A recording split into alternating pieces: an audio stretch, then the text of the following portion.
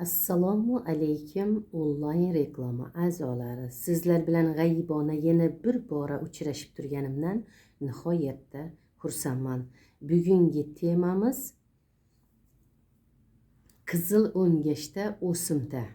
Qizil o'ngachda hozirgi kunda juda ham ko'p insonlarda uchrab turibdi. Ko'proq shunaqa bemorlar bizga murojaat qilib turibdi. Qizil o'ngachimda o'simta bor ekan. Operatsiya qildirdim yoki operatsiya qildirmoqchiman.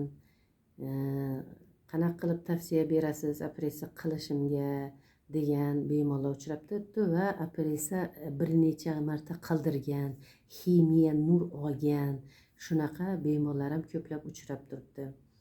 Allohning qudrati ila mana bizning Nur Aziz sog'lomlashtirish markazimizning tabiiy giyohlari, malham siroplari yordamida vaqtida e'tiborli bo'lib iste'mol qilinsa, och holat, to'q holat va o'z vaqtida kelib lechini olinsa, qizil o'ngachdagi o'simta butunlay yo'q bo'ladi. Allohning qudrati ila 30 yillik ish faoliyatimdan kelib chiqqan holatda aytaman.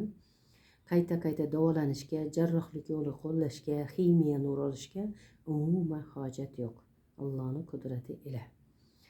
Bemalol kelib, tabiiy giyoh malham siroplarimizdan foydalanib, qizil o'ngachda o'simta bo'lgan bemorlarimiz butunlay sog'ayadi, sog'lom bo'ladi. Allohning qudrati ila. Jiddiy holati o'tirmagan holatda tezroq lechini olishga harakat qilish kerak. Jiddiylashgandan keyin ximiya nur olib, qayta jarrohlik yo'li qo'llagandan keyin jiddiy holat bo'lib qoladi. Burunga trubka qo'yilsa, u holatlarda ich trubka ichkari tarafni qiradi, turgan joyini qiradi va qoniydi. 1-2 marta qonni to'xtatish mumkin. Qayta shunaqa holat 2-3 marta takrorlangandan keyin trubka ichkariga kirib tegib turadi. Baribir darpanasiz, nima qilasiz? Agar ming apashlasangiz ham yotganda takiga tegadi trubka, bilmagan holatda uxlaganda. Uni saqlab chiqish bo'lmaydi. Buni hammamiz bilamiz. Ichkaridan tirnalgan joyida bir necha marta qon ketgandan keyin, 2-3 marta qon ketgandan keyin 3-4-larda qon to'xtash qiyin bo'lib qoladi.